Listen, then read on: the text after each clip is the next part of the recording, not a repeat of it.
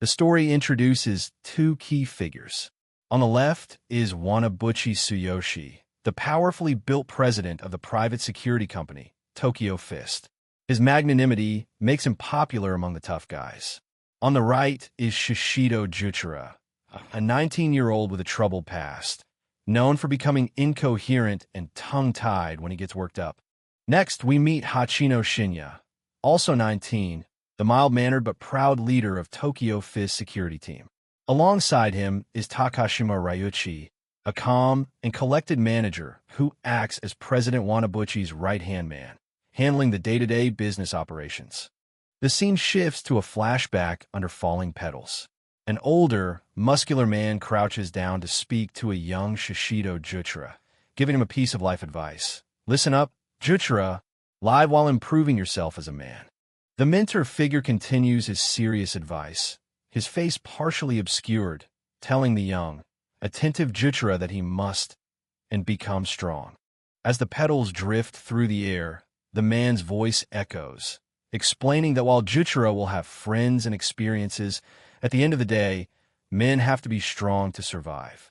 He elaborates further, telling young Juchira that if he isn't strong, he can't protect the things that are important to him. To do that, he must dive into the carnage and not fear getting hurt. A smile finally breaks on young Juchira's face as he clenches his fist, understanding the lesson. Through enduring hardship, he can become strong. The mentor adds one final, crucial piece of advice.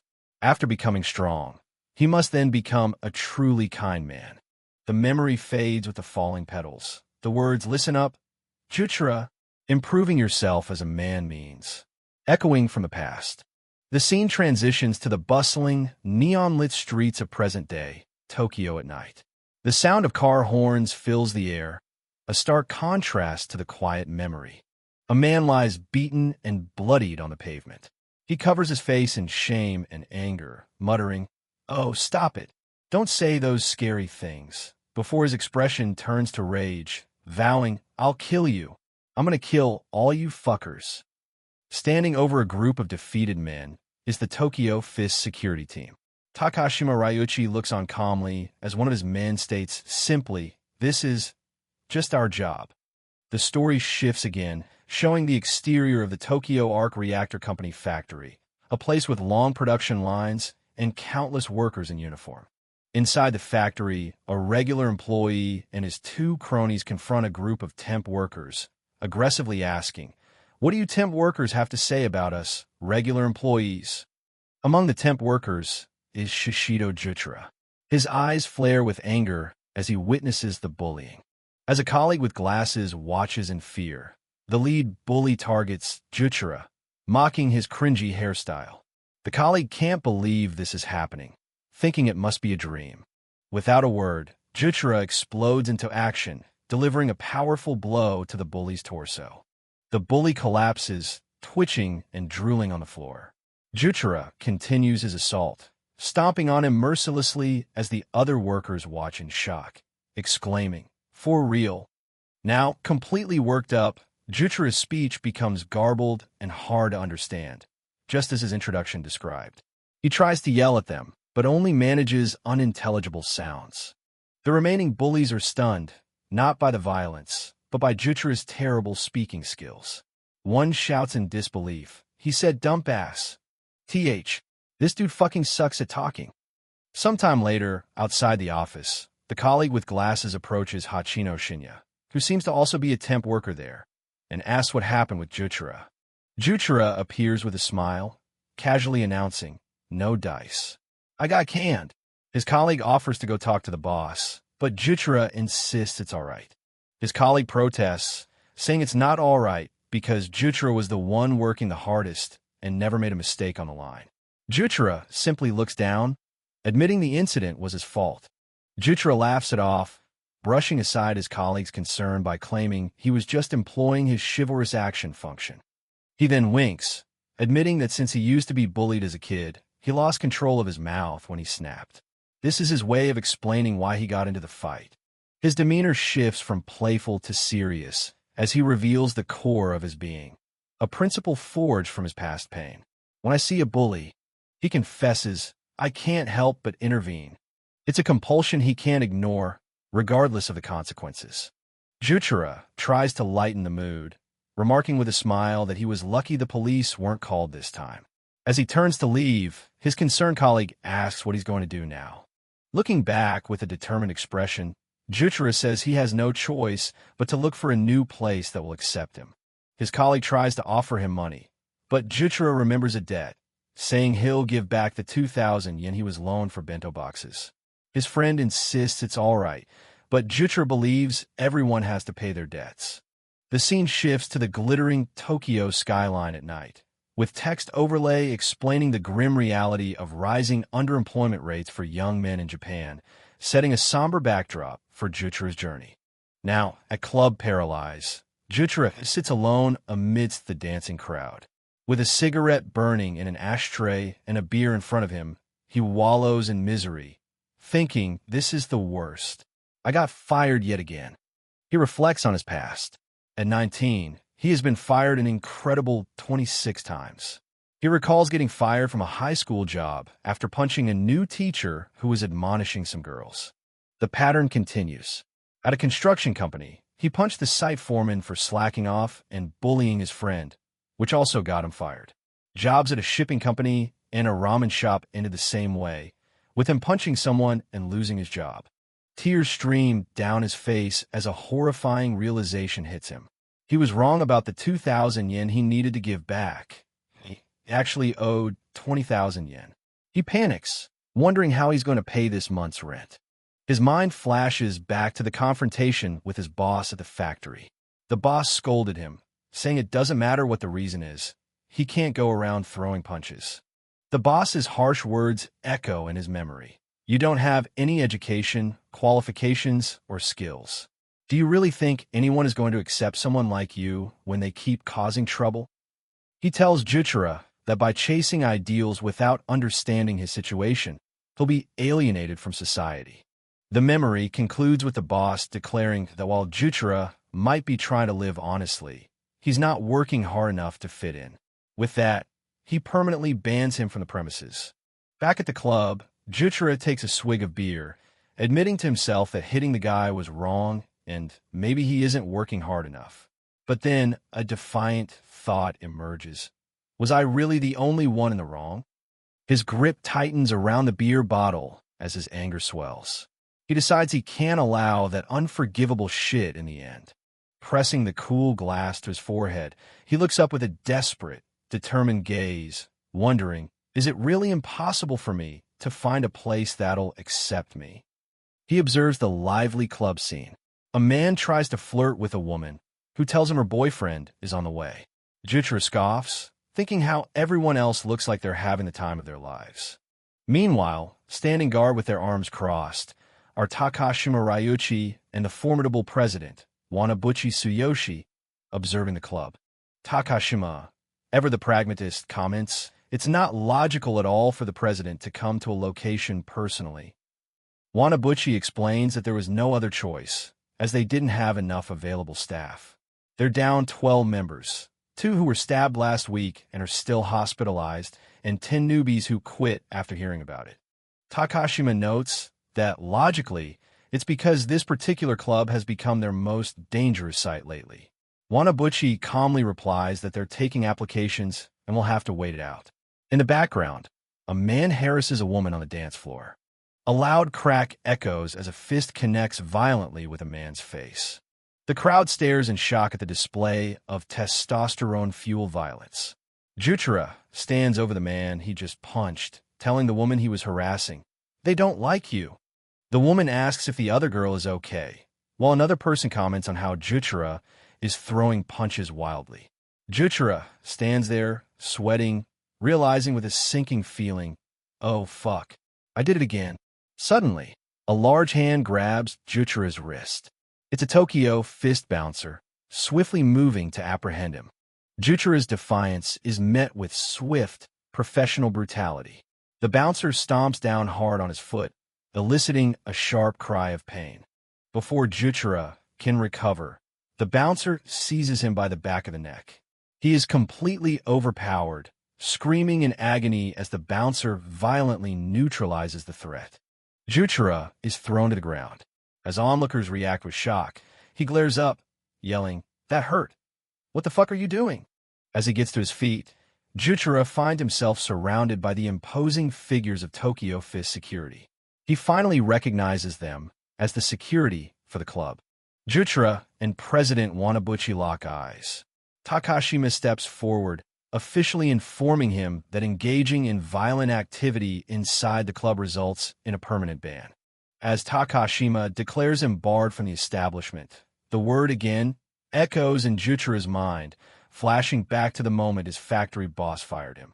A strange grin spreads across Juchira's face as he sits on the ground, defeated. "I get it now," he mutters. "I won't be accepted no matter where I go." As rain begins to fall, tears of frustration well up in his eyes. He says to himself, "In the end, there ain't any place for a person like me to belong." But despair quickly turns to defiance. He gets up, protesting that their decision is too one-sided. He declares, "That's all right, because I'm going to go in there at all costs." With a wild shout, Juchira charges towards the security team, roaring, "I'm getting in there no matter what." He screams with pure, unrestrained rage as he rushes forward, determined to break through their line. He crashes into the bouncers, refusing to change himself and trying to change the world around him instead. Watching from the side, Takashima gives a cold assessment of Juchira, self-indulgent, shameless, hopeless child. The situation devolves into a chaotic brawl. Juchira is swarmed by the bouncers, taking and throwing punches in a desperate, outnumbered fight. As Wanabuchi and Takashima look on, the narration states a grim philosophy. If you want to change the world around you, you have no choice but to fight. A split image shows Juchira's battered face next to Wanabuchi's stoic one. The narration continues. Even if you'll be alone and considered a weirdo, you have no choice but to fight. Juchira is shown sending bouncers flying, a testament to his raw power. The narration concludes, "Even if your efforts go unrewarded, you have no choice but to fight to your last breath." Looking up a dark alleyway lined with bars, the text declares that piece of shit delinquents have no choice but to fight, fully prepared to die in vain. The bouncers fighting Juchira scream at him, telling him he should change himself instead of trying to change the world around him. As Wanabuchi watches him passively, Takashima adds that if changing is impossible, it'd be better to give up. He calls Juchira a pathetic piece of shit who should just get over it. The narration labels him as one such piece of shit, Shishido Juchira, age 19, as he continues his frantic struggle against the guards. Wanabuchi steps in. With a swift, almost magical movement, he gets behind Juchira, grabs him, and effortlessly flips him over. Juchira grunts in pain as he's slammed onto the ground, utterly outmatched by Wanabuchi's technique and power. Juchira lies defeated on the street. As onlookers watch, Takashima logically concludes that there's no way he would get into the club now, ordering his men to surround him. Takashima and the other bouncers are startled. One of the men, holding Juchira down, tells the president that it's okay and they can take care of the rest. Wanabuchi's sharp gaze is fixed on the struggling Juchira, who, despite being pinned, grits his teeth and tries to yell, "Let go." Ignoring his subordinates' plea to stand down, Wanabuchi brings his elbow down in a single, crushing blow to Juchira's torso. The other bouncers look on in shock, stunned by the president's sudden brutality. But instead of being knocked out, Juchira grits his teeth, and a pained, yet fiercely defiant grin spreads across his face, signaling that he is far from broken. Takashima yells at Wanabuchi, asking what he was thinking and saying he's gone too far. Below, one bouncer tries to help the writhing Juchira, while Wanabuchi coldly observes, ignoring the onlookers who thought the confrontation was messed up. Even after the brutal beating, Juchira suddenly pushes the bouncers away, still trying to fight back, much to their astonishment. Wanabuchi steps forward, ordering all staff to stand back and not to intervene. While Juchira struggles to his feet, Takashima frantically tells another staffer to get a hold of their lawyer, and keep customers away. Despite his injuries, Juchira throws a desperate punch, which Wanabuchi easily deflects. Wanabuchi notes to himself that a normal person wouldn't stand a chance against this. Wanabuchi grabs Juchira's face with one hand, his immense strength stopping the boy in his tracks. With a casual motion, Wanabuchi tosses Juchira aside, showing the vast difference in their power and control. As Juchira stumbles forward, Wanabuchi meets him with a powerful kick to the stomach. The impact sends Juchira staggering backward, gasping for air as he coughs up blood. Wanabuchi delivers one final, decisive kick, sending Juchira flying through the air, completely incapacitated. Juchira lies twitching on the pavement. As onlookers react in shock, Wanabuchi calmly turns to Takashima and says, "Good work." A bewildered Takashima asks what he's talking about. As Juchira struggles to stay conscious, Wanabuchi explains, "You can fully understand a person's nature when they are driven into a corner." The scene then cuts to the exterior of a police station. Inside the police koban, a young officer reports to his sergeant that a fight has broken out in front of Club Paralyze in Block 2. The sergeant, recognizing the name of the club, tells the rookie to just leave it for now. Noticing it's the rookie's first day, he decides to give him some advice. He explains that various companies and restaurants in their jurisdiction have contracts with a private security company called Tokyo Fist. The sergeant reveals that the directive came from Mijika, a name that clearly holds significant power. The rookie is stunned and immediately understands. The scene transitions to a dark alley where crows caw and scavenge through trash bags, a grim symbol of the city's underbelly. Back outside the club, the Tokyo Fist security team stands over Juchira's unconscious body, the street now quiet. Wanabuchi lights a cigarette, looking down at Juchira's bloodied face with a thoughtful, unreadable expression. Takashima adjusts his sunglasses and gives a logical breakdown of the damage. Juchira took 185 hits in total and had both his left shoulder and right elbow dislocated. He concludes that the beating was brutal. Takashima finally asks the question on his mind. "Why did you decide to take this kid on?" Wanabuchi pauses, dropping his cigarette as he thinks. Looking at Juchira's defeated form, Wanabuchi gives his answer.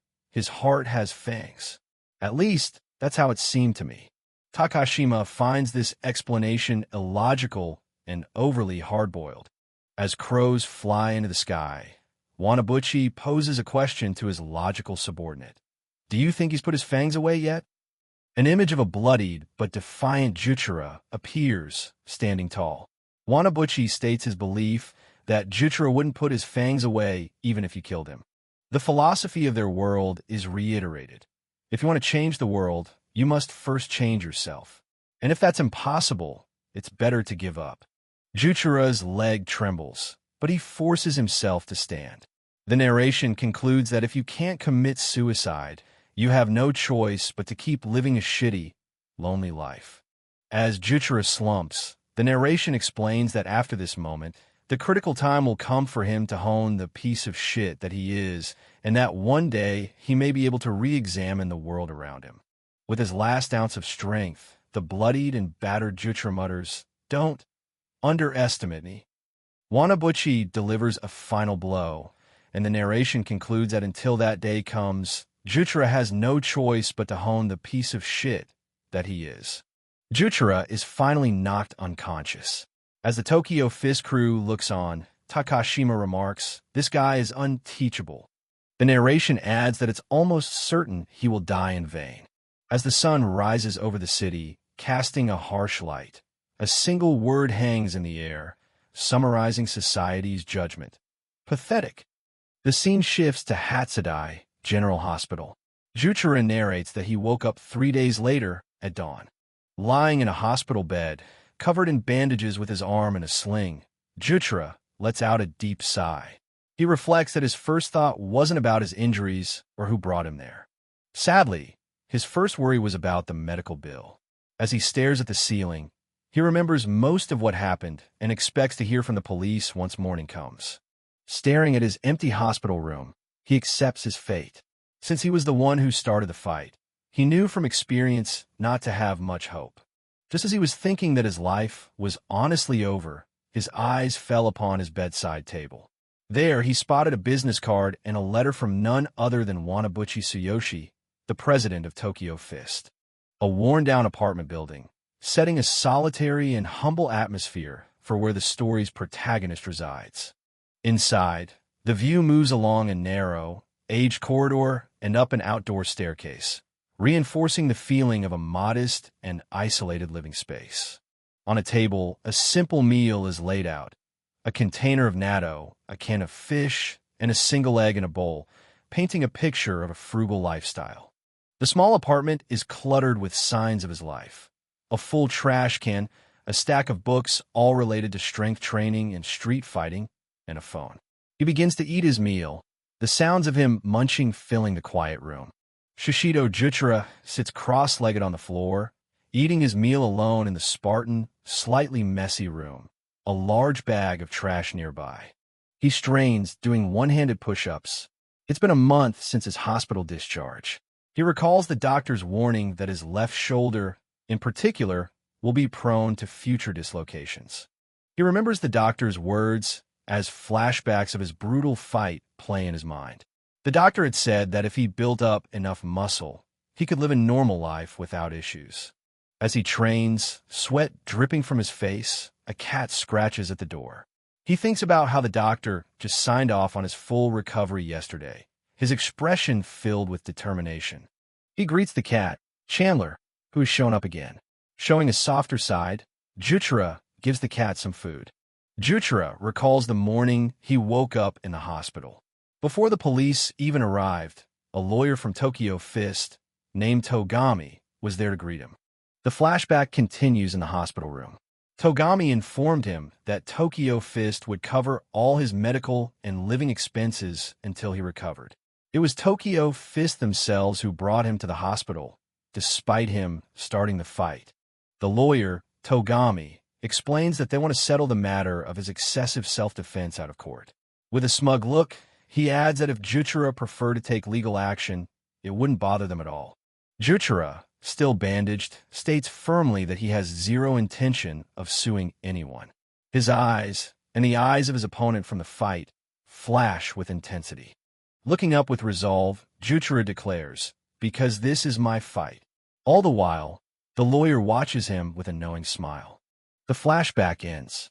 Juchira's demeanor completely changes as he cheerfully admits to the lawyer that he was worried about paying the medical bills and is fine with the settlement. Just then, his phone starts ringing. His mind flashes back to a former boss yelling at him about causing trouble. He looks down at his phone. It's another rejection email for a job interview, his 7th one. Back in the present, Juchira sits on his floor, sighing in dejection. The stray cat, Chandler, sits opposite him, a silent companion to his misery. He speaks to Chandler, lamenting that he can't move on while the taste of defeat is still fresh. He begins to pull his shirt off, a decision forming. The cat slams the door shut. Juchira's face is set with new resolve. He declares it's time to take responsibility for his mistakes. Dressed in a clean shirt and pants, Juchira stands next to a large, black van, ready for what comes next. A man in a suit with wavy, light-color hair approaches, identifying himself as an employee of Tokyo Fist who has come to pick up Shishido-sama. Juchira eyes him, thinking he looks like a wannabe host. The black van drives along a highway, past city buildings. A formal address appears on the screen, "Dear Shishido Juchira." Inside the moving van, Juchira sits and reads a letter. It's from Wanabuchi Tsuyoshi, apologizing for all the trouble caused. The letter continues, formally asking him to come to the Tokyo Fist firm with his medical certificate to sign the settlement documents, as the driver navigates the city. As their journey through the city continues, the letter concludes by saying that if he cannot attend, the company will send their attorney to collect the certificate so he may rest easy. The van heads towards its final destination. The van arrives at a large, modern building with glass windows, the headquarters of Tokyo Fist, looking far more corporate and established than one might expect. Shishido Juchira looks up at the sign for Tokyo Fist Security Company, a bead of sweat on his face as he realizes the scale of the company he provoked. The employee who picked him up politely leads him inside.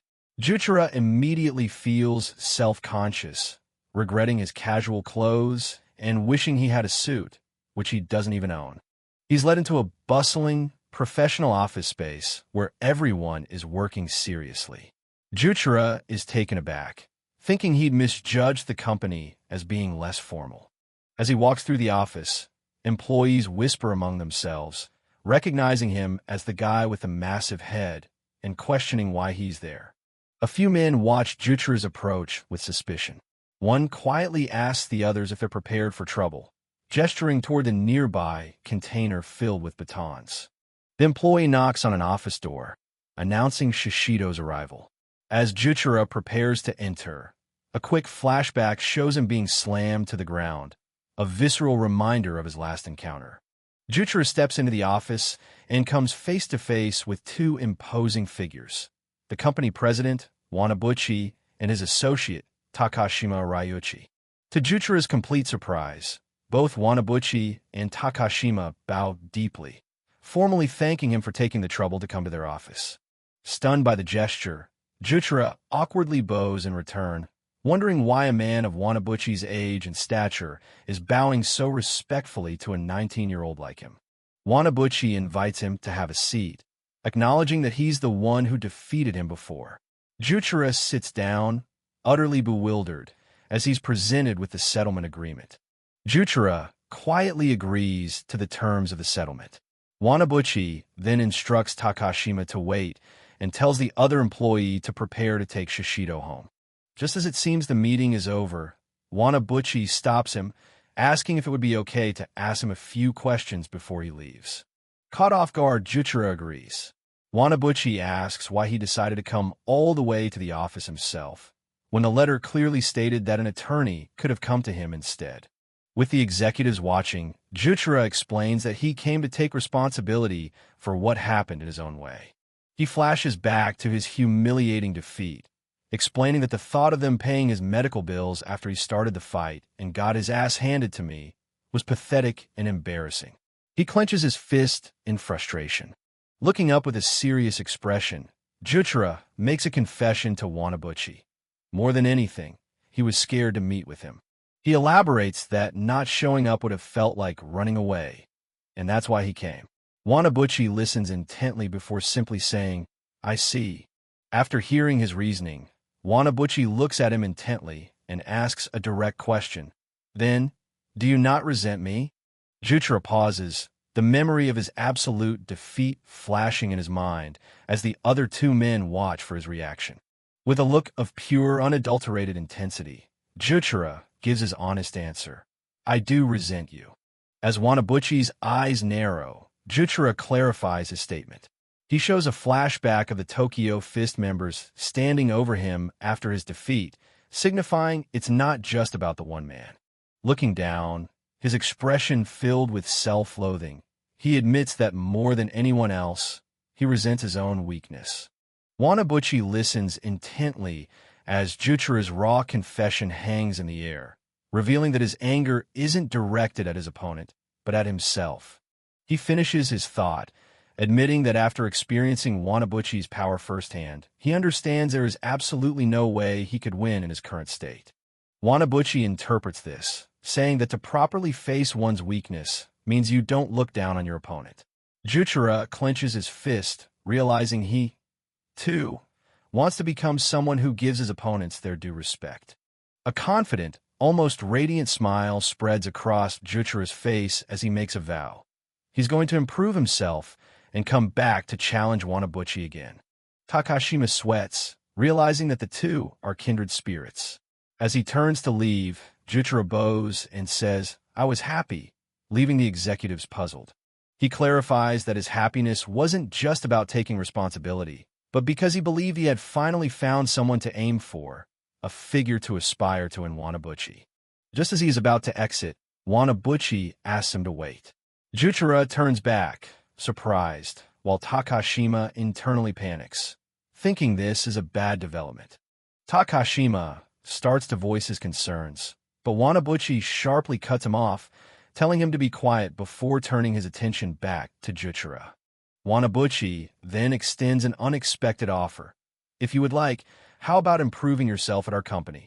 Juchira is left completely speechless, his eyes wide as he tries to process the sudden job offer. He stares at the Tokyo Fist building, his mind reeling with the words, "Improve myself at this company." Wanabuchi confirms the offer is serious.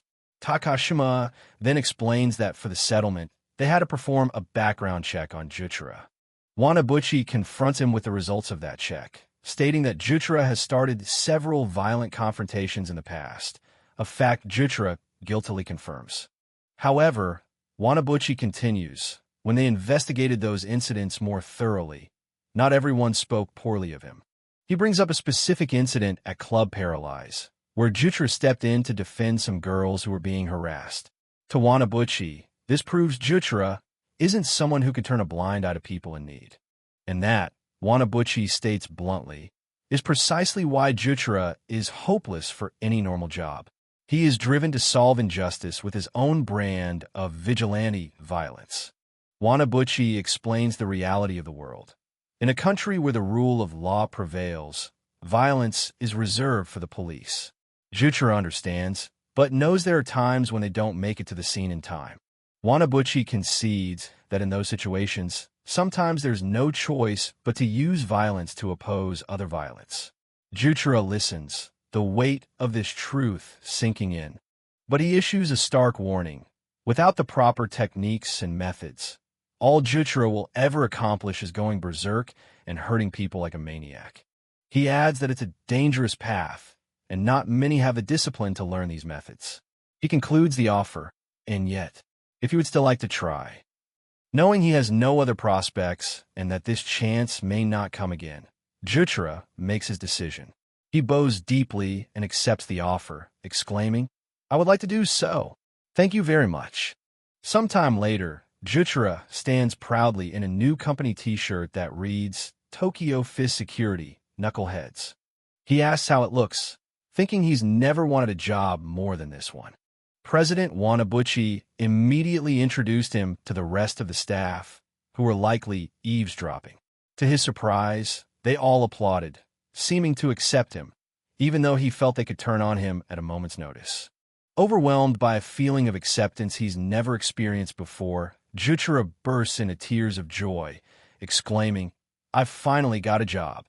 Wanabuchi asks if he can start a site today, shocking Juchira. He explains that they're short-staffed, but assures him they will sort out the full-time employee paperwork and insurance later. Takashima tempers his excitement by clarifying he's on a probationary period as a part-timer for now. Then, he gestures for Juchira to follow, saying it's time to meet the person who will be in charge of his training. The man in question is Hachino Shinya, the 19-year-old leader of Security Team D. He waits for them at the end of a corridor with a cool, imposing presence. Juchira and Hachino formally introduce themselves. Filled with a new sense of purpose, Juchira clenches his fist and promises Takashima that he'll do his best as he's sent off to his first site. The scene shifts to the vibrant, noisy streets of Roppongi at night, the new battlefield for Juchira's first day of work. The lively Roppongi nightlife is in full swing, with groups of women on the town and men loitering on the streets, creating a bustling and unpredictable atmosphere. The Tokyo Fist security team, with Juchira among them, exits their van, looking like a professional and imposing crew ready for their assignment. Juchira immediately feels nervous and out of place, stressed about being sent to a site in Roppongi so suddenly. He's also embarrassed to be the only one still wearing the company security t-shirt. Hachino, casually texting, notices Juchira's anxiety and tells him to just follow his lead. Juchira tries to break the ice, noting that they're the same age and asking when Hachino started the job. Without a word of warning, Hachino answers the question by viciously striking Juchira across the face. Juchira is sent flying, completely stunned as Hachino sneers. "1 year ago, dumbass." Hachino stands over the fallen Juchira, grinding his shoe into his head. He berates him, calling him an uncultured piece of shit and orders him to respond with meow if he understands a command to watch his mouth. Meanwhile, back at the office, Takashima questions Wanabuchi about the wisdom of pairing Juchira with Hachino on his first day. Wanabuchi explains that this is a test to gauge his aptitude, and Hachino is the perfect man for the job. Wanabuchi elaborates on his cold logic. It's better for both the company and for Juchira to find out immediately if he's not cut out for the work before they invest time and money into his training. Back on the street, Juchira mumbles a defeated meow, but Hachino, unsatisfied, kicks him again, yelling, "Yeah, fucking right." While casually typing on his phone, Hachino nonchalantly tells Juchira, "You're fired," leaving him utterly shocked and confused. As Juchira yells in protest, Hachino calmly explains the terms of the training. During this period, he holds Juchira's future in his hands, and if he deems him to be lacking aptitude, he will be fired instantly. To hammer the point home, Hachino calls Takashima and confirms that if Juchira becomes defiant, he is to be fired on the spot. Juchira can only watch, realizing the power Hachino holds over him. After the call ends, Hachino stands silently, leaving Juchira to sweat as the reality of his precarious situation sinks in. Completely subjugated, Juchira bows and apologizes. When Hachino prompts him for the correct response, he swallows his pride and meekly says meow. Hachino continues his tirade, telling Juchira to get it through his thick skull that while there are many things he hates in the world, there are 3 things in particular he despises. Walking through the crowds of Roppongi, Hachino lists them off, each one a direct insult to Juchira. Low standard deviation, high school dropouts, and uncultured pieces of shit like him. A fellow security member tries to console the battered Juchira, telling him Hachino is a capable guy despite his methods. Hachino then calls out, "All right, let's go drop out," and the team moves forward. Juchira is left trembling and bleeding, thinking this has to be some kind of cruel joke. He feels it's impossible for him to handle a guy like Hachino. As he follows the group, Juchira struggles to comprehend the training method, wondering if Hachino is one of the maniacs the president mentioned. His thoughts are interrupted when 2 women cheerfully greet Hachino. Hachino's personality shifts in an instant, becoming charming and smooth as he flirts with the women. After promising to call one, he dismisses her as a trashy whore under his breath, leaving Juchira determined to control himself to survive. And so began his first day of working security with one singular, driving thought consuming him: control myself. He grits his teeth, his will hardening. Looking back, he admits that at that moment, he was still completely ignorant of the civil war that was about to erupt in the city, foreshadowing a much larger conflict to come. The scene returns to Wanabuchi's office, where he explains that Tokyo Fist is, on paper, a legitimate security firm with government certification, just like any other. Hachino continues the lecture, explaining that in the clubs, Juchira will interact with junkies and drunks. He can't fly off the handle, and laying hands on them first is forbidden. The goal is to remove them without injury. However, Hachino adds a critical exception. If a customer is in danger and the police can't make it in time, he can fight back under the presumption of self-defense. Juchira absorbs this new rule. To demonstrate the importance of self-control, Hachino once again lands a powerful kick on Juchira without warning. Hachino reminds him that if he is judged to be hopeless, his termination is certain. Trembling with rage, Juchira forces out another humiliating meow, thinking this is a blatant abuse of power. But Hachino offers a sliver of hope. If deemed suitable, he could become a full-time employee. Juchira gives himself a pep talk, determined not to get pissed over this since it's the first job he's ever wanted, and one he hopes to tell his uncle about. Standing in front of Club Crazy 66, Hachino outlines their duties: prevent entry of junkies, drunks, weapons, and drugs through ID and body checks, and break up quarrels inside. Hachino warns him to be especially careful around junkies, who can push past normal human limits. A moment's lapse in focus could lead to serious injury. Juchira gulps, the danger becoming palpable. Hachino continues his lesson, explaining that looks are a tool for bluffing in this line of work. The most important thing, he summarizes, is to prevent problems before they can even start inside the club. To achieve that, Hachino states their primary goal: they absolutely cannot let dangerous people inside. Both men take their positions at the door, ready for the night to begin. A group of 3 stylish young women confidently strides down the street, making their way towards the club entrance. Juchira attempts to stop them for an ID check, but is immediately met with hostility. Hachino intervenes, smacking him on the head and sarcastically apologizing to the ladies for their low-standard deviation newbie. With a charming smile and a background of roses, Hachino smoothly reassures the women that he doesn't doubt them, but politely asks to verify their ages anyway. Completely disarmed by his charm, the women swoon and agree. Juchira, meanwhile, trembles in the background, infuriated by the blatant humiliation.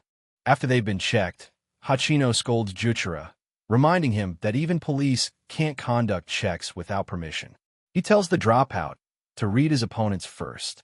Juchira snaps back, asking how he's supposed to do that. Hachino reveals his sharp observational skills, stating that on this street right now, there are 2 plainclothes police officers, 3 junkies, and 5 Yakuza members, leaving Juchira stunned. Hachino breaks it down. The cops have bulges at their waists and wear practical shoes. The junkies are disheveled with dilated pupils. The Yakuza wear flashy accessories and are overly attentive to their surroundings. He reads them all through subtle details. He explains his philosophy. A person's true nature is revealed in the details of their unconscious speech and behavior. It is the job of security to be aware of these unconscious tells.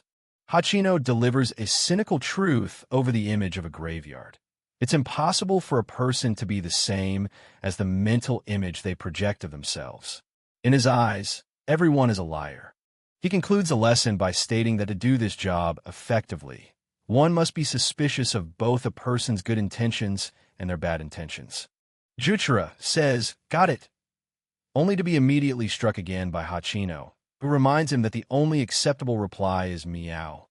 Juchira struggles to comprehend the lesson, wondering if he's truly capable of reading people's unconscious behaviors. Frustrated, he realizes he doesn't even know what to look for and unconsciously clenches his fist. Suddenly, it clicks. Juchira realizes Hachino was able to judge everyone by taking in these small, unconscious behaviors, like his own clenched fist. The admiration is quickly followed by the thought, "God, what a dickhead." Hachino catches his look and asks what he's getting pissed about. Juchira grits his teeth, thinking that while this company is shady, he has no choice but to try. For his defiance, he gets hit yet again. Another group of rowdy customers approaches. This time, 2 men and a woman who immediately start making fun of Juchira's large hair, with the woman laughing that it must have its own gravity. The men join in, comparing his hair to various famous figures with afros. Hachino watches in silence as Juchira, trying to apply his lesson, trembles but controls himself. For his effort, he's hit again by Hachino, yelling out in pain. Hachino condescendingly tells him to respond to customers professionally. Juchira, trembling with rage, snaps back that there's no way he could be perfect from the start. Hachino simply repeats his demand. "And what do you say?" An intense internal battle rages within Juchira. He screams in his mind at the cocky, power-abusing asshole, but forces himself to remember his new resolve. "I have to be different from how I was in the past." As a final, brutal test of his self-control, Hachino delivers another powerful kick directly to Juchira's head. The scene flashes back, revealing Juchira's tragic past.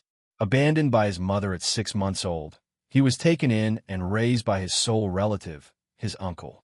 Wanabuchi narrates, imagining the hardship of a single man raising a child. The flashback concludes with the devastating fact that when Juchira was 15, his uncle was killed in an accident, leaving him completely alone. Back in the office, the Tokyo Fist executives somberly absorb this information. Wanabuchi makes a grim comment, suggesting Juchira should just be grateful he wasn't killed at birth, a stark acknowledgement of the boy's incredibly difficult start in life. Back in the present, Hachino taunts the fallen Juchira for not being able to answer. He then feigns sympathy, saying it can't be helped, and that being an uncultured piece of shit dropout isn't entirely his fault. Hachino then declares, "It's your parents' fault."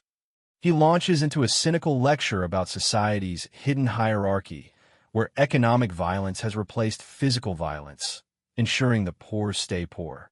With a smirk, Hachino summarizes his cruel theory. As a result of shitty parents who don't understand reality, a child is spoiled and grows up to be an extraordinary pile of shit, chasing impossible dreams. Hachino delivers the ultimate insult. In other words, you being a piece of shit means the people who raised you are also pieces of shit. This crosses a line, directly attacking the memory of Juchira's beloved uncle, and a flash of pure rage appears in his eyes. But in a stunning display of self-control, Juchira gets up, bows deeply, and shouts, "I'm sorry," completely subverting Hachino's expectations. Hachino is momentarily speechless, surprised by the apology. A bystander who witnessed the abuse gives a thumbs up. Hachino admits he thought Juchira would have snapped. Juchira then asks if he can ask just one question. With cold determination, Juchira makes his request. "If I manage to become a full-time employee, please fight me one-on-one." The panels reveal that Hachino's repeated kicks have cracked his own shoe, drawing blood. Hachino is taken aback by the challenge. As Hachino stares, trying to process the request, a new group of 5 suspicious-looking men approaches the club entrance, asking to be let in. Hachino's focus immediately shifts, his eyes narrowing as he assesses the new potential threat, ending the chapter on a cliffhanger. In the Tokyo Fist office, an executive reports to the president. According to Team D members in Roppongi, there are no present issues with Shishido. The president, however, seems unconvinced by the report. The president muses on Edison's famous quote, suggesting that without the 1% of inspiration, the 99% of perspiration is useless. Below, on the streets of Roppongi, 2 figures stand amidst the bustle. In other words, inspiration is a requirement for success. Hachino and Shishido, the 2 bouncers, stand with serious expressions, embodying the weight of this philosophy. The first step, the president's voiceover continues, is to understand what inspiration even means. On the streets outside, the GUM Roppongi Club, Hachino and Shishido confront a group of young men trying to get in. The group of 5 young men approaches with a cocky attitude, one of them asking impatiently if they can go in or what. Hachino's sharp eyes scan the group, noticing subtle, almost unconscious tells, a slight adjustment of hair, a tug on a bracelet, a flick of an earring. He's assessing them. Shishido stares intently, trying to decipher Hachino's methods. He thinks to himself, the true nature of those people dwells in the details, he says, but admits he doesn't really get it when it comes to others. Hachino turns to his subordinate. "Hey, dropout. Time for the body checks." Shishido, though he understands how unpleasant Hachino is, politely asks one of the men for permission to do a body check, and the man agrees. Back in the office, the president explains the current situation in Roppongi. Due to recent law changes, the underworld is in turmoil, with power struggles erupting and a high number of people getting involved. 2 of their own members were stabbed and are still in the hospital. His associate, Takajima, calls him harsh. The president states his policy bluntly. You discard people without any talent straight away. He then expresses his hope that Shishido isn't one of them. Meanwhile, Hachino watches as Shishido performs the body checks. He internally states that, besides, Hachino is capable of judging that for himself. It's possible to somewhat surmise someone's mental state based on their specific behaviors. Hachino's internal monologue continues. He recalls that when these low standard deviation fuckheads saw him earlier, they showed several unconscious signs of discomfort. It's possible they are carrying something on them. Shishido finds nothing during the pat-down and declares the body check is all good. He then asks for their IDs. To his surprise, one of the men presents a Kyoto University student ID. Shishido seems impressed, exclaiming that they are Kyoto students. But Hachino isn't fooled. He observes the man who presented the ID, noticing he looked up and to the left, a classic sign of lying. Hachino steps aside, telling the group that since they're of age, they can go in. As one of them sighs in relief, Hachino's foot blocks their path. With a cold, smiling expression, Hachino makes another request. Could you please empty your pockets real fast for me? The group is visibly annoyed. Shishido looks on, confused, telling Hachino he already said these guys were good to go. One of the men questions why they need to do all that, but another reluctantly agrees, saying it's the rules. The men empty their pockets, revealing phones and wallets. Hachino observes that they don't seem to have anything worth mentioning, but some things still concern him. Hachino notes their strange self-confidence and the fact that while their smartphones are different colors, they're all the same model. He asks if he could hold onto their phones. The man in the center scoffs. What are you talking about? That's clearly going to be a no from me, bro. The situation intensifies as Hachino presses on, asking what they plan to do with the devices. An electric tension fills the air. Shishido's sharp instincts kick in. He doesn't know why, but he senses a shift in the group's demeanor. They've entered attack mode. Shishido tries to de-escalate, telling one of the men to stand aside. But Hachino, seeing the imminent danger, screams at him, "You dumbass. Get the fuck away from them." A flash of light erupts from the phone. It's a trap. The phone is a stun gun. The man presses it against Shishido, sending a massive electrical charge through his body. Shishido collapses, his body racked with electricity. As Hachino and the others stare in disbelief, his consciousness begins to fade and a memory surfaces. The scene flashes back to his childhood. A young, beaten-up Juchira is crying by himself when his mentor approaches. Instead of comforting him, the man bluntly asks, "What's the matter, Juchira? You get your ass kicked again." The flashback continues. The mentor pats young Juchira's head, telling him, "Listen, Ju, getting hurt is good for a man." He explains that if you get hurt to the point your body feels like it will break, you'll mysteriously start to understand other people's feelings. The memory fuels him. Back in the present, Shishido, channeling that lesson, explodes into action, delivering a powerful kick to his attacker's face. The mentor's voice echoes, "Men have to be tough." Hachino watches in disbelief. He realizes the attackers are using high-voltage, smartphone-shaped stun guns. He is stunned that Shishido, who wasn't even expecting an attack, somehow sensed the danger, while he himself was too late to react. The remaining thugs panic, realizing they have no choice but to fight. But Hachino steps forward, holding up his hand. "I have a warning for you," he declares, his voice stopping them in their tracks. Hachino lays out his terms with a cold, piercing gaze. "If you leave these premises immediately, all the things you've done up until now won't be reported to the police." The thugs seem to consider the offer. Hachino's expression darkens as he delivers the ultimatum. "However, if you continue to act violently here, I will deem your behavior dangerous," Hachino says with a chilling smile, "and deal with it as self-defense." He makes it clear that their window for a peaceful exit is closing fast.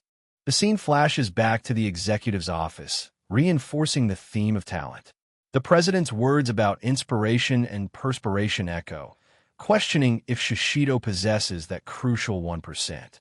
As Shishido lies on the ground, Takajima's voiceover reflects that it's not all hopeless. There isn't a single person in this world who doesn't have some sort of talent. Unfortunately, the president concludes his thought with grim finality.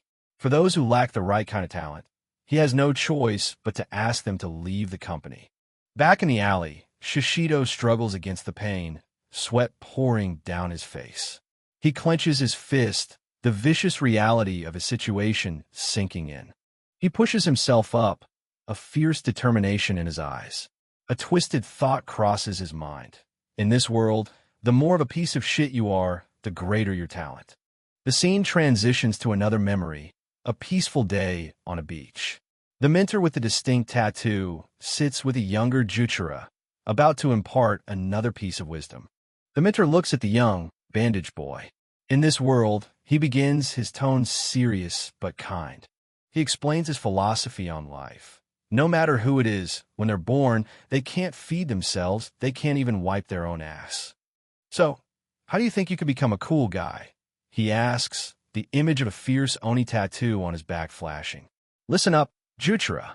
You do that by. The scene shifts again, revealing a third party. A man on the phone reports that the plan failed. He had hoped the attackers would use the stun guns inside the club, exposing their incompetence for all to see. The mastermind concedes that one of Tokyo Fist's employees, Hachino, was more skilled than he anticipated, and at least one of the attackers was taken out. He explains the logistics of the attack. The men they used are not affiliated with them. They were thugs trying to commit a robbery in their territory, given a choice between getting beaten up or committing a crime. Therefore, the attack cannot be traced back to his organization. He confirms this is not about a small amount of protection money. The bullet holes on a wall suggest the stakes are much higher. The true objective, he reveals, is to send a message. To make it crystal clear to the residents of Roppongi just who is in charge of this town. The man, presumably a rival leader, concludes that if they don't act, the company called Tokyo Fist will eventually threaten their entire livelihood. This is a battle for control. Back outside Club Crazy 66, Hachino stands defiantly before a new group of men who look like professionals or yakuza. The thugs from the initial attack lie defeated on the ground. Hachino stands his ground before the professional thugs, unfazed by their arrival. So how do you want things to go? He asks calmly. The lead thug scoffs. That's obvious, ain't it? The thugs are confused, asking if he's really suggesting they can just walk away. Another bouncer offers to join the confrontation, but Hachino waves him off. No, I am okay. By myself, he says, adding that he doesn't want anyone getting hurt unnecessarily, all while keeping a tense watch on the new arrivals as Shishido struggles on the ground nearby. Shishido groans on the ground, the after effects of a stun gun still coursing through him. He struggles to push himself up, gritting his teeth against the pain. Hachino tells Shishido to stay down. The newly arrived thugs are confused, and a passing couple wonders what the commotion is about, noticing Shishido kneeling on the ground. Suddenly, one of the original attackers lunges at the still recovering Shishido, trying to taser him again. Cut it out, Shishido yells, throwing his hands up to defend himself. Hachino and the onlookers are shocked by the renewed assault. Even the original group of thugs realizes the new arrivals are also up to no good. Hachino has had enough. Cracking his knuckles, he dismisses all of them as low-standard deviation pieces of shit. He coolly declares he will teach each and every one of them just where they stand. The odds are 4 against 1. The narration clarifies that this is no longer a fight. It has escalated into a full-blown rampage. The situation is now legally clear. With the possibility that Hachino could be killed, any action he takes in his counterattack is justified as self-defense. As Hachino prepares to fight, he mentally runs through the rules of a street brawl. The most vital thing is to have a strong awareness of your surroundings, walls, steps, signboards, any object that can be used in a fight. He continues his tactical breakdown. The most important things when facing multiple opponents are to avoid being surrounded, create one-on-one situations, and aim for attacks that can disable an opponent in a single blow. Hachino assesses the open area. It's easy to get surrounded here. The best strategy would be to move to an advantageous location, like a narrow alley or stairway. But that's not an option. As a bouncer for Club Crazy 66, he can't stray far from his post. So what should he do? With a thud, he kicks his foot back, initiating his plan. Hachino deliberately falls back, a calculated retreat designed to put space between himself and his opponents, breaking their formation. The tactic works. By retreating, he baits the pursuers. The first opponent becomes overconfident, believing he has a psychological advantage, and recklessly advances, creating the one-on-one situation Hachino wanted. Hachino stops his retreat by stomping his foot and pivots. He gives the first guy's chin a solid punch. Due to the opponent's forward momentum, the retreat turns into a surprisingly effective counterattack. The other thugs curse in shock. The narration explains that for someone with martial arts experience, learning these countering skills can take years, depending on their senses. Another attacker comes at him, but Hachino counters with ease. When your opponent is an amateur, it's fairly easy to hit them. Unfortunately for them, Hachino Shinya is a highly ranked practitioner of traditional style karate. Hachino demonstrates his skill. In a multi-opponent street fight, using a combo is nonsense. He pragmatically launches counters while retreating, weaving through his opponents and striking with precision. In a matter of moments, the fight is over. Hachino calmly walks away as the last of the 4 thugs crashes to the ground, leaving them all defeated in the alley. Bystanders are in awe. That guy is a beast. One says he took 4 guys by himself. But Hachino just scoffs, unimpressed. To him, they were just low-standard deviation pieces of shit after all. But it's not over. The leader of the original group gets back up, his face twisted with rage. He pulls out a knife and screams, I'm gonna fucking kill you. Hachino turns, his eyes wide with surprise. Before the knife-wielding thug can reach Hachino, he's sent flying by a powerful kick.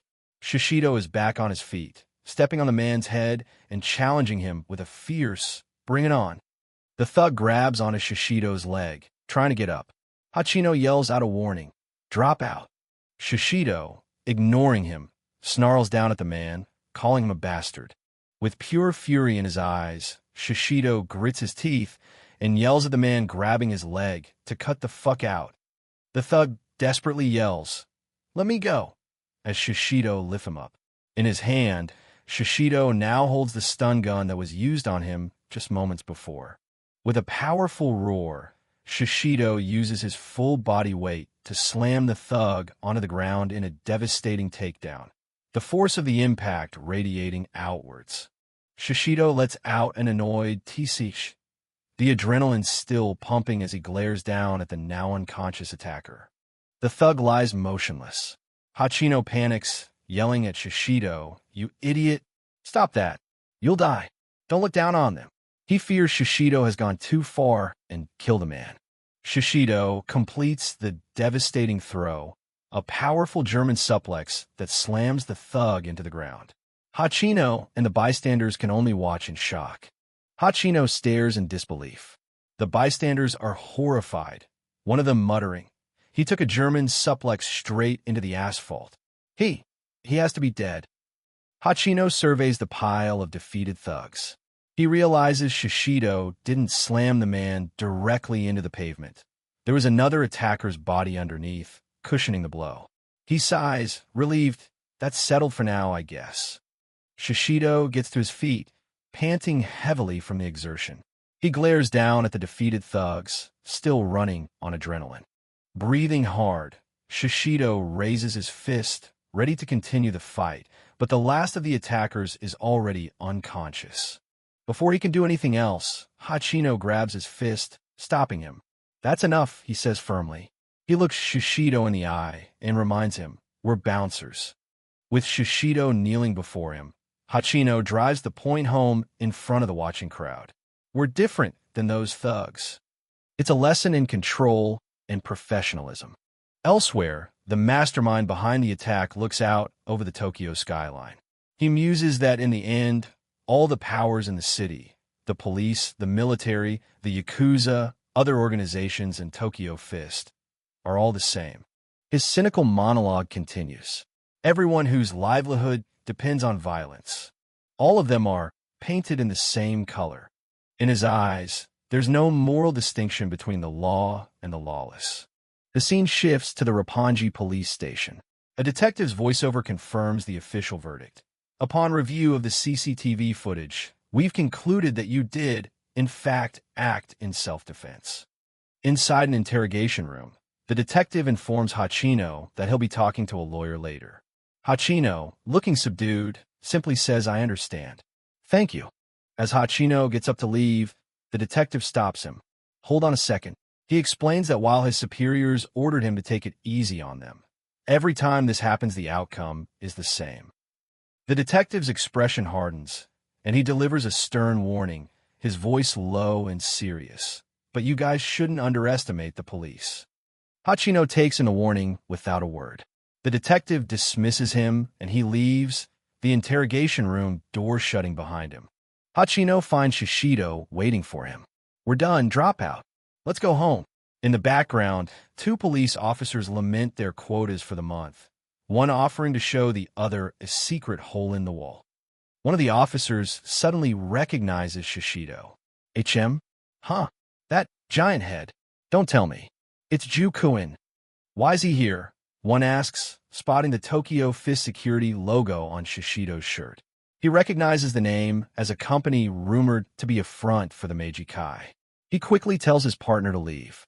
Back at the Tokyo Fist headquarters, Takajima reports to the president. "I got a call from Hachino a while ago. He said the interrogation was done and they're on their way back now." Takajima, the ever-logical executive, poses the critical question, thinking logically, what do you plan to do about those two in regards to this incident? The president, taking a drag from his cigarette, turns the question back on his subordinate. "Takayama-kun, what's your opinion on the matter?" Takajima presents his cold, logical conclusion. Thinking logically, he begins, "It's reasonable to demote Hachino from his leadership position and give him a pay cut for 3 months. He then turns his attention to the second party involved. As for the trainee, Shishido, he concludes his analysis of the trainee. "I wouldn't go as far as saying he is without blame. However," Takajima reasons, "I believe the most logical course of action is to simply reprimand him and provide further instruction on the proper techniques for these situations." The president considers Takajima's report. He concedes that they should just be happy Shishido wasn't severely injured and that he seems regretful. However, he concludes that the real problem is how to deal with Hachino. Later, at a ramen shop, 2 enormous bowls of large pork ramen with extra everything are served. Hachino and Shishido sit down to eat after the long day's events. Shishido stares at his food, looking completely dejected. Hachino tells him to stop worrying and eat, as Tokyo Fist is footing the bill. Internally, Hachino muses that he didn't realize piece of shit dropouts could be so utterly depressed and remorseful. Hachino gives Shishido a reality check. "You did massively fuck up on your very first day. This is your make or break moment." Hachino shares what the police found out. The thugs were hired by an unknown Yakuza boss to cause trouble. He tells Shishido that while people are naturally displeased with Tokyo Fist, there's still some things he should be happy about. He gives Shishido a grim but important lesson. If instead of a stun gun they had brought knives, you wouldn't be here right now. And, as the person in charge of your training, it's my fault for not preventing that situation from arising, Hachino admits, taking the blame for the incident. Sitting at the ramen counter, Hachino bows his head slightly in a gesture of humility and offers a sincere apology to his trainee. "I'm sorry." Shocked and moved by the apology, Shishido wordlessly accepts it, then immediately digs into his ramen with a renewed, ferocious appetite. With his mouth full of noodles, Shishido protests, "You've got to be fucking with me. That was all my fault." He refuses to let Hachino take all the blame. Shishido explains his reasoning. "I'd already noticed that they weren't carrying knives." He recalls the moment before the attack. He knew, instinctively, that the look on the man's face wasn't that of someone planning to stab someone. "Even now, that's the only excuse I can give," he admits. Shishido offers to take the blame, but Hachino cuts him off, stating that as his trainer, he was at least half responsible. He reminds Shishido that in Tokyo Fist, the president's decisions are absolute, and everyone, himself included, respects them. Hachino's tone becomes serious again. He clarifies that his apology was for the failure of his job, not an endorsement of Shishido's actions. He warns Shishido that if he receives bad news, he'd better leave without trouble. "Don't get the wrong idea. Drop out," Hachino scolds, prompting a growl from Shishido. Hachino then admits the failure was ultimately his, and the worst-case scenario is that he'll be demoted from team lead. An establishing shot shows the exterior of the JTF, Japan Total Force, also known as Tokyo Fist, headquarters building. Inside, a group of bouncers huddles together, whispering in shock. "No way!" one exclaims, while another tries to quiet him down. Shishido is stunned by the news. Hachi-kun's getting demoted and a pay cut. Last night's incident was all my fault, though. Takajima's voiceover provides the cold, logical reason. The incident happened because the trainer was too slow, allowing a subordinate's life to be put in danger. The verdict is delivered. Takajima announces that Shishido's good luck is the only reason he was unharmed. Hachino, starting now, is removed from his role as team lead and will be placed on Torai's team. Takajima asks if Hachino has any objections. With a completely wooden expression, Hachino simply replies, "Okay, I understand." Shishido is shocked by his calm acceptance. Takajima then calls for Shishido. "You're next, Shishido-kun." But the president steps forward, intervening. "Takajima-kun, please allow me to speak with him." The president begins by thanking Shishido for completing his first day of training. He states that the report of his actions, protecting Hachino without considering the danger to himself, is commendable. Takajima silently disagrees with the president's use of U.S. Shishido beams, thinking he's a step closer to becoming a full-time employee and thanking the president. However, the president's expression remains serious. He adds that it's also a fact Shishido made a life-threatening mistake, and he has one more thing to say. The president looks down at the hopeful trainee and delivers his final, devastating judgment. "As of today, your training is over, and your application for employment has been rejected." The room falls silent. Shishido's mind races, unable to comprehend the verdict after he saved his superior and neutralized the threat. The decision is so swift and illogical that no one, not even Hachino or Takajima, understands the reasoning behind the president's harsh words. The president explains the shocking reason for his decision. "The reason for your rejection is your inability to sense danger." He points out that since it was Shishido's first time on site, he should have been nervous and paying meticulous attention. Shishido is left completely bewildered. He elaborates with cold precision, his eye narrowed. Shishido should have been watching for any signs of danger to himself.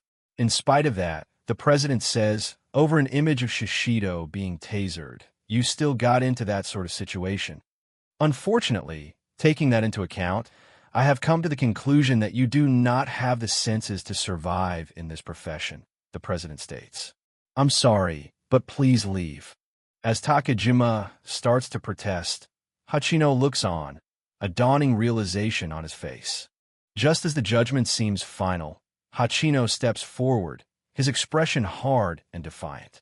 "I cannot agree with that punishment," he declares. The president's face twitches, a silent sign of his displeasure at being challenged. The Roppongi 3-Chome police box, setting a tense atmosphere in the heart of the city's bustling district. Inside, Junior Officer Kamogawa asks his superior, Owagawa-senpai, about a company called Tokyo Fist. Owagawa confirms it's a private security firm, and more notably, one of the rumored Majika. The term Majika is explained as slang for organizations that receive preferential treatment from the police, often by providing lucrative post-retirement jobs or paying bribes. Owagawa continues, his tone grim, stating that he's never heard anything good about Tokyo Fist. He recalls that when the Shinjuku Kinbatsu Yakuza Association fell into disorder, Tokyo Fist members were seen among their security guards. Owagawa scoffs at the state of the Yakuza world, noting their struggle to find talented people, while Kamogawa reacts with wide-eyed shock at the revelation. Owagawa questions Kamogawa's sudden interest in the company. Kamogawa nervously explains that an acquaintance works there, and he's concerned because of rumors that Tokyo Fist hires people who don't meet legal requirements, possibly having criminal records. Owagawa reveals he recently arrested a former Tokyo Fist employee for assault.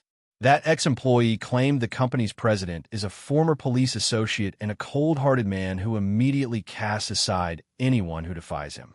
Just as he's described, the president of Tokyo Fist appears, an imposing figure standing with his hands in his pockets, radiating an aura of absolute power and intimidation. The scene shifts to the Tokyo Fist headquarters. Protagonist Shishido Jutra and another man look on with tense expressions as they face their boss. The president turns to Hachino Shinya, another employee, stating coldly that he is not satisfied with his decision and did not ask for his opinion, causing Hachino to break into a cold sweat. As Hachino stammers a protest, Takashima Ryuichi, a senior member, cuts him off, advising him that arguing is not in his best interest. Takashima reminds Hachino not to forget his reason for joining the company, which was based on a fleeting emotion. Hachino grits his teeth in frustration while Shishido looks on, terrified. Overwhelmed by the pressure, Shishido suddenly drops to the floor in a desperate plea. Shishido begs for another chance, vowing not to make the same mistake again and promising to act with more caution, while his seniors look on with disdain. As Shishido desperately continues to plead, the president delivers a chilling verdict. Someone who cannot protect themselves cannot protect someone else. The president finishes his sentence, declaring that Shishido cannot survive in their world, leaving him kneeling in stunned silence. The scene ominously cuts to a building with a large Hotel Evil sign, symbolizing the ruthless environment Shishido is trapped in. Back on the street, Owagawa asks Kamogawa about his friend at Tokyo Fist. Flustered, Kamogawa says he's someone he admires, an answer Owagawa finds disgusting. Kamogawa begins to share his past, admitting he was a poser in middle school who was constantly bullied. He reveals that the only one who ever came to his aid was his friend, Juchira-kun. He laughs, recalling a time Juchira took on 10 guys by himself. He got beaten badly, like something out of a delinquent manga, and Kamogawa almost died from laughing. Owagawa listens intently as Kamogawa explains that they were close, but drifted apart due to certain circumstances when they were 15. Juchira's uncle and guardian passed away. After his uncle's death, Juchira began to fly off the handle. Kamogawa admits that he became afraid of his friend, and they naturally grew apart after graduating. Kamogawa's face darkens as he recalls how unhinged his friend was back then. After seeing him by chance at a station recently, he decided to look into Juchira's criminal record. The findings were grim. Juchira, now known as Shishido, had been the cause of several violent incidents. During one of those incidents, he was stabbed. As the two officers walk down the street, Kamogawa finishes his troubling story. His friend, Shishido Juchira, was stabbed and nearly died. The scene cuts back to the tense confrontation in the Tokyo Fist office. Hachino steps forward, his expression firm, and takes responsibility. He declares to his stunned colleagues that the incident was his fault. Takashima tries to shut him down, but Hachino stands his ground. He insists this is his problem, not Shishido's, and tells the president that while dismissing Shishido might seem logical based on the report, his own opinion, as a direct witness, is the exact opposite. Hachino directly asks the president to reconsider firing Shishido after hearing his side of the story. The president's eyes narrow, but he allows him to continue. Shishido, still on the floor, thanks him. Hachino begins his account, explaining that Shishido has an incredible instinct for danger. He recounts how Shishido noticed a change in their opponent's demeanor and predicted they would do something dangerous, even before they pulled out what looked like phones. Shishido confirms this, saying he just had a gut feeling. Hachino continues, relaying Shishido's own words. Speaking from experience, Shishido explains that humans can be extraordinarily cruel to those they see as different, and he has learned to recognize the look in their eyes. Shishido had explained that when someone is trying to cruelly injure another, their eyes become unervingly calm and cold. The president listens to this explanation, his expression unreadable. A flashback shows the attackers. Shishido had sensed that their eyes held a mix of excitement and composure, a combination that made him believe their smartphones were somehow capable of causing harm. Shishido admits his mistake. Although he sensed danger, he felt their eyes weren't cold enough for them to go as far as stabbing someone without hesitation, and that's why he was less cautious. Takashima, observing him, notes that it doesn't look like he's lying. Hachino takes the fall. He admits Shishido was negligent, but argues that had he not distracted him at that critical moment, the likelihood of Shishido getting hit by the stun gun would have been very low. Hachino declares that the incident was due to his own failure to assess the situation properly, absolving Shishido of the blame. Shishido looks up, shocked by Hachino's self-sacrifice. With a deep, formal bow, Hachino concludes his plea. He asks the president to refine the very senses that Shishido needs to survive in their brutal world, instead of simply discarding him. Still on the floor, Shishido looks up at Hachino, a grateful and astonished expression on his face as he realizes the extent to which his colleague is defending him. Now, convinced, Takashima turns to the president. Having heard Hachino's testimony, he asks his boss to give Shishido just one more chance. Both Hachino and Shishido are shocked by this unexpected support. The president stands in silence, his presence filling the room with an almost tangible pressure. The air is thick with tension as everyone awaits his final decision. The president finally speaks, his voice cutting through the silence. He asks a chilling question. Has anyone among them ever experienced the death of a subordinate in the past? His intense gaze sweeps over them as he continues his interrogation, asking if any of them truly know what it means to take responsibility for the lives of others. The room remains silent, the men unable to answer. The president states that if they cannot answer, they must abide by his original decision. As he speaks, Shishido slowly begins to rise. In a stunning act of defiance, Shishido doesn't just stand up. He climbs onto a nearby crate, elevating himself above everyone in the room, including the president. The president's eyes widen in fury. Hachino, shocked, yells at Shishido, calling him a dropout and demanding he get down from there immediately.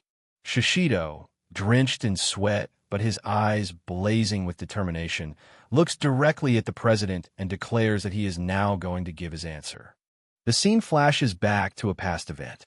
A large, intimidating, dark-skinned man is seen with a beautiful blonde woman named Yuri and her escorts.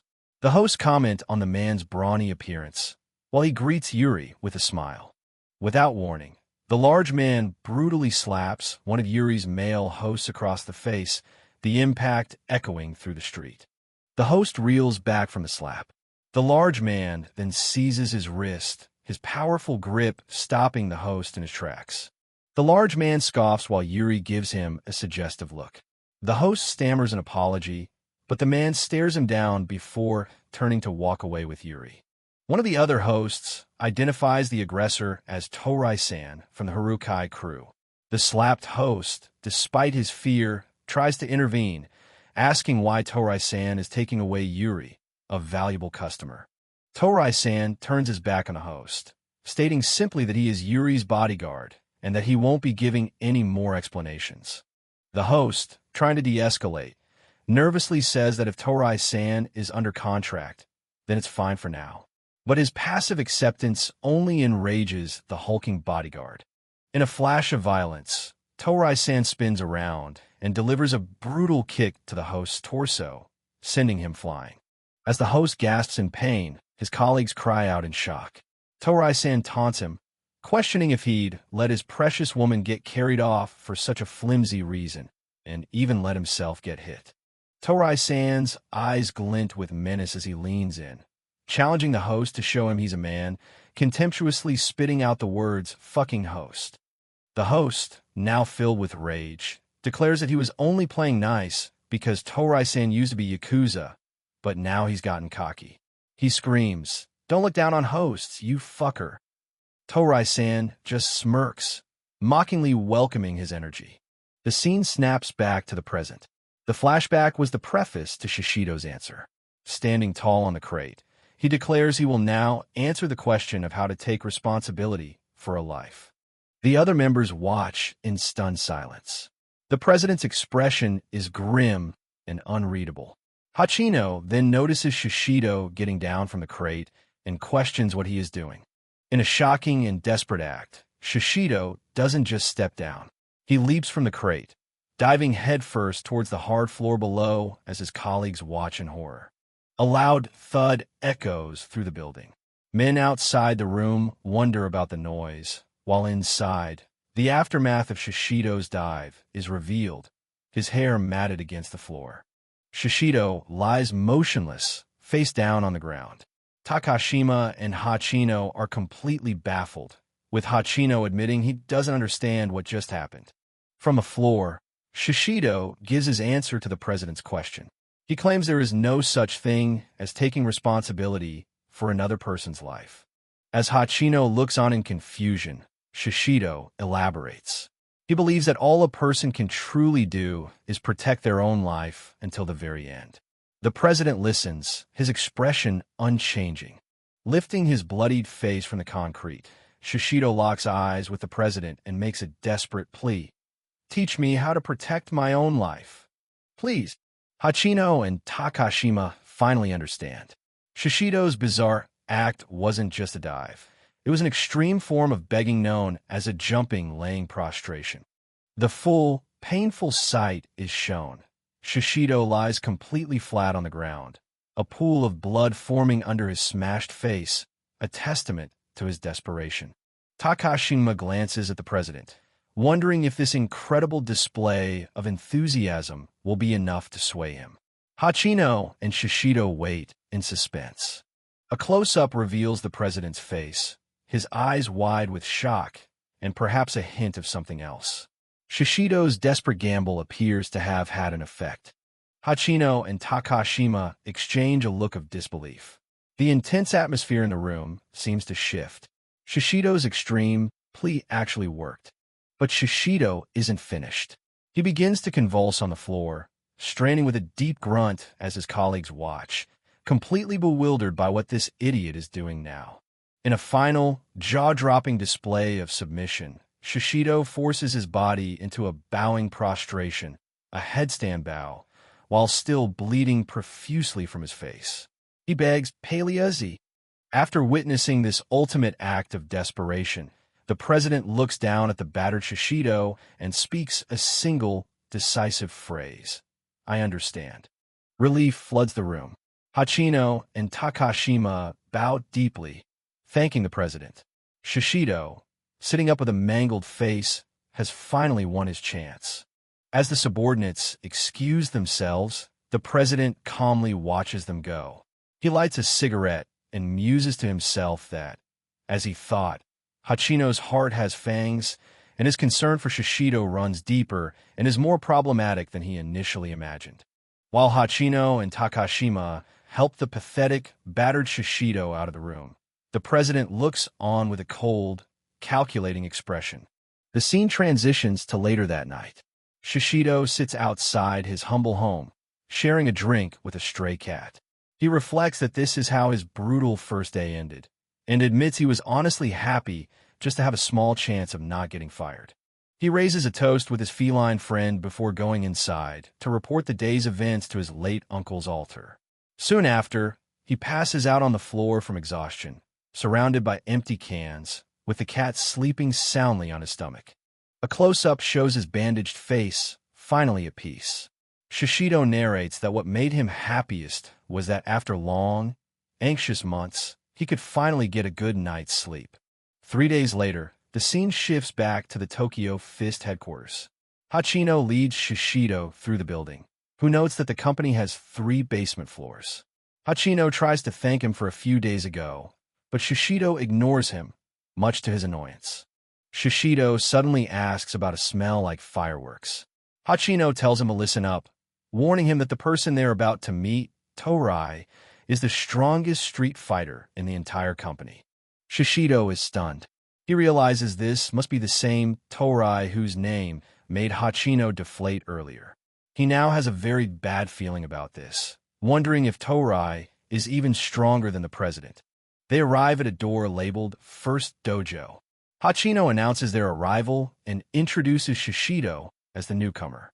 Shishido bows politely, introducing himself as Shishido Juchira. They are met by the intimidating Torai. He immediately scoffs at Shishido, asking if he's the dumb, fucking spermatozoon who doesn't even know how to protect himself. Shishido can only smile nervously, saying he hopes to be spurred on by his coaching. Torai grins menacingly. Oh great. Then good luck, he says before suddenly pointing a gun directly at Shishido's head, the barrel gleaming under the lights. The chapter ends with another glimpse into the past, showing the moments before Torai appeared. The client, Yuri, is seen being coddled by her hosts, who urge her to call a night, but she drunkenly insists on going to the next club.